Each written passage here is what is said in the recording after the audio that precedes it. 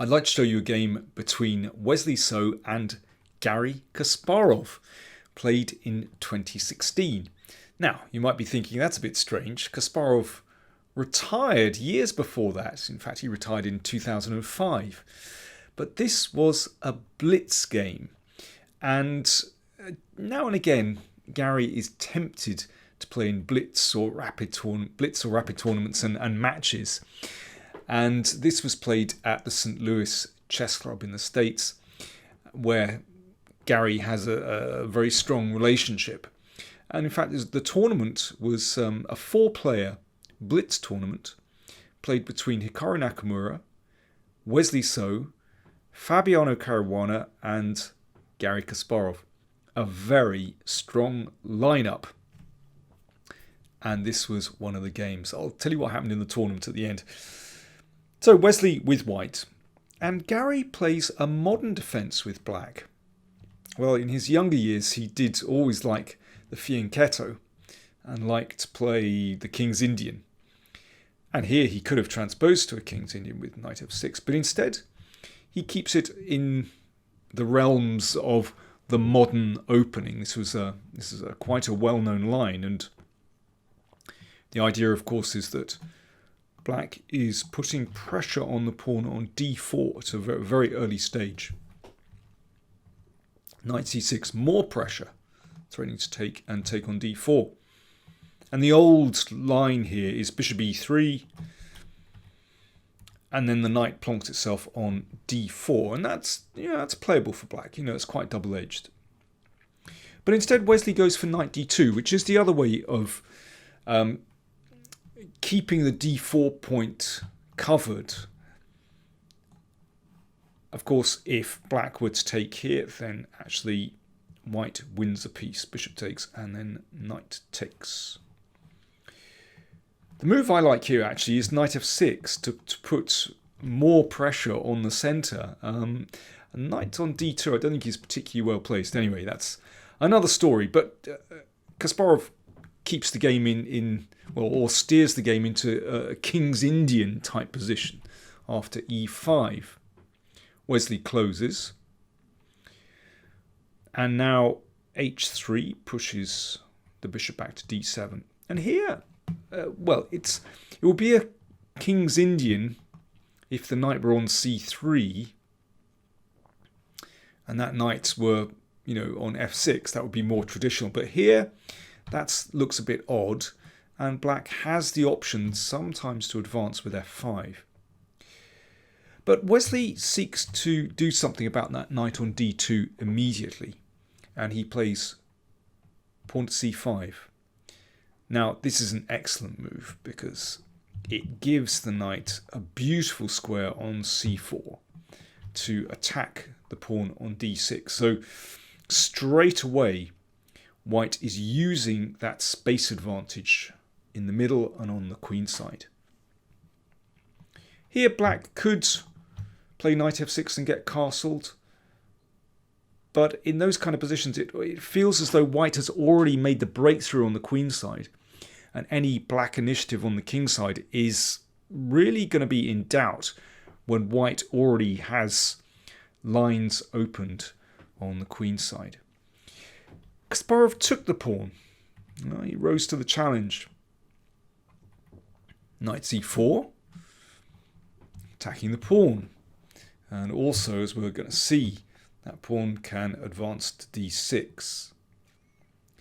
Now, Kasparov's next move, I'm really surprised about, actually. I know this was a Blitz game. So, that excuses any moves, actually. Anything can happen. Your mind goes out the window when you're short of time. But I would have expected him to play the knight out to f6, attacking the pawn. White defends, and just to get castled. And although, White will have a positional advantage after this, well, it's still a bit unclear. And another move is to play knight takes pawn and simply give up a piece. And e4, and then knight d5, and, well, there is some compensation there. It's a bit unclear. But Garry played f6, And I think that shows that his touch in the game is just a little rusty, a little off, because now white takes the initiative. Pawn to d6. Of course, if that's taken, then the knight recaptures and we get through to the king straight away. So knight c8. So presumably Garry just thought he had everything covered here. Should be all right, but watch out. That's a big opening in black's position, and that is a key diagonal, as we're going to see. Bishop e3. Attacking the pawn. Good play by Wesley. Now Garry defended. If b5, well, let's have a look at what could happen. The knight drops back, attacking the pawn. You'll notice white's development is very good. And already black is having to defend. You know, this rook is coming here. And this is not so clear. Let me just show you one potential variation. So the rook comes across attacking, c4, and then I think it's even possible to sacrifice a piece here. Because how is black's king getting to safety? White can castle, everything's fine, and white's pieces are, well, they're beautifully placed. So, you know, already black has to be very, very careful in this position. b6 played. Castles. Now it feels as though black should be trying to exchange pieces. For example, after this, and then queen e7. You know, at least pieces have been exchanged. You know, the first attacking wave has been thwarted. But here, if the queen just drops back to d2, covering h6, preventing that knight developing, you can see that black still has problems here.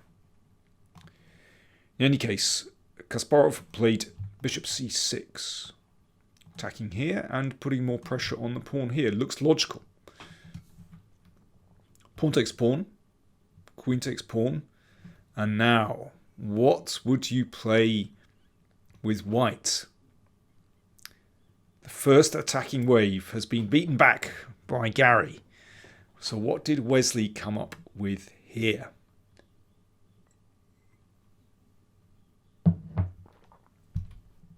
He played pawn to b4. Excellent move. Blasting open lines. And here's the point. If black tries to hurry to get his king to the side, to get castled, then queen b3 prevents that. That's black's problem. This all started with that pawn push to d6 and, well, the pawn sacrifice with c5. So b4 played. That was taken. Rook c1. Ooh, more pressure. The bishop and the queen lined up. Knight e7. Queen b3, of course, preventing the king from castling. There would be a devastating discovered check. Pawn to h6 from Kasparov. That already looks a bit desperate. Not quite sure why that was played. Maybe he's hoping that, you know, one day the king will be able to escape and hide on h7. I don't know. But it looks very dodgy to me. Rook d1. Cool play from Wesley. And now b5. What do we play? Knight takes pawn on e5. That was taken. Bishop b5. It almost feels like Morphy against the Duke of Brunswick from the mid-19th century with this classic pin here. Well, it's not on d7 in this position, but it's on c6. And anyway, the king is stuck in the middle. That's the point I'm trying to make.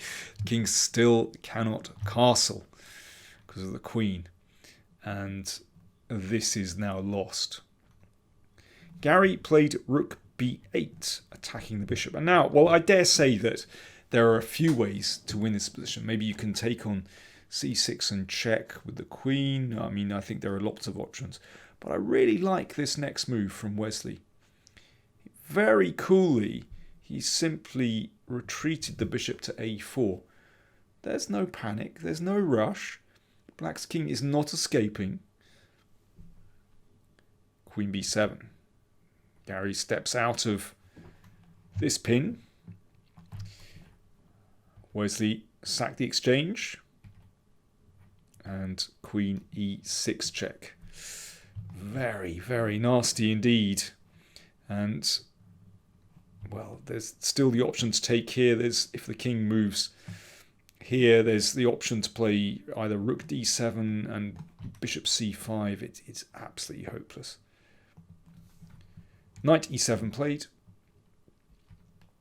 Bishop c5.